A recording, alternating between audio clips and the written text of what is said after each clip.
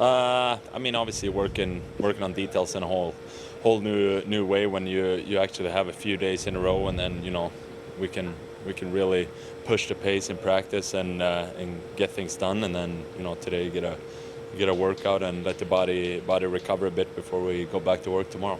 Mackenzie was just talking about the mentality thing, about just kind of, obviously the 500 mark is a big one, but just sort of keeping with it and then being able to build on it. What have you seen from a confidence perspective and just sort of the way that you guys have approached games here over the last month or two? Yeah, I mean, there's no quit in this group, and which that's a big reason why we're in all these tight matches and games, and I think. We have a lot of comeback wins this year, and that we were lacking last year. Now we just gotta, it's just not enough to win 2 and lose 1, and etc. We gotta really make up for the start we had, and that's this stretch before the All-Star break here is big. Sure. You've got one of the better high danger save percentages, and I think one of the best in the league this season. Just how have you felt in those moments, like breakaways and things like that? Like, are you seeing the puck differently, or like how does that? No, I only care about wins. Okay. Yeah. What signs, and maybe touched on with Brian, what signs are you seeing that this group is poised to go on a run and string together a bunch that you need?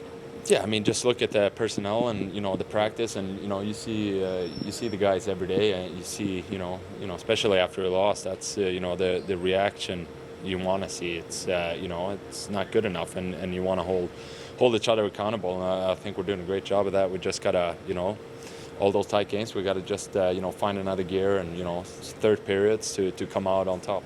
Jacob, what does that hold each other accountable? We hear that a lot. What does that look like on a team? Oh, it looks good in our team.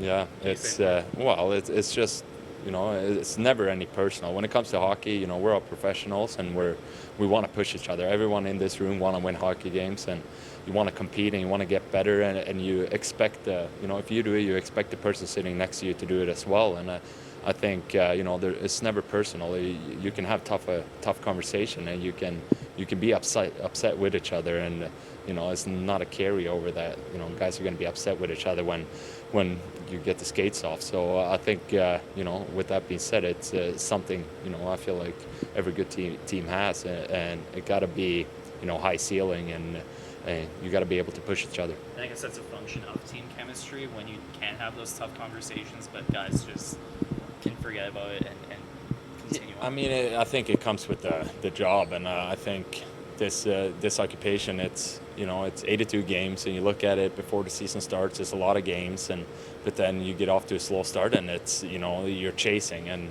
you never want to be chasing. So we got to get on a run here the other way. We have to string some wins together, and with that comes it's a lot of responsibility for guys that are on the ice for 5 minutes or 25 minutes. It's the same. So, and for me too, as a goalie, you got to hold the fort down when there's a mistake, and when something happens, you got to come up and bail them out.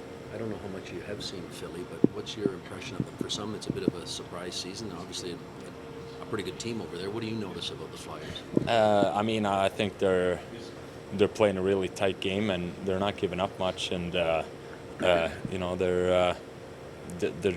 got a really good system, and I had him for a short period of time, a long time ago in Tortorella, but him as a coach, you hear a lot of stories about him, but the X and O's and the game and how he wants his team to play hockey, it's very tight, and it seems to be working for them right now. So we got a big challenge tomorrow. You mentioned you've heard the stories, you had them, but we all hear the stories from the outside, and some would say, as tough as he is on the outside, he is a pretty soft guy on the inside. Did you ever see that, or was it?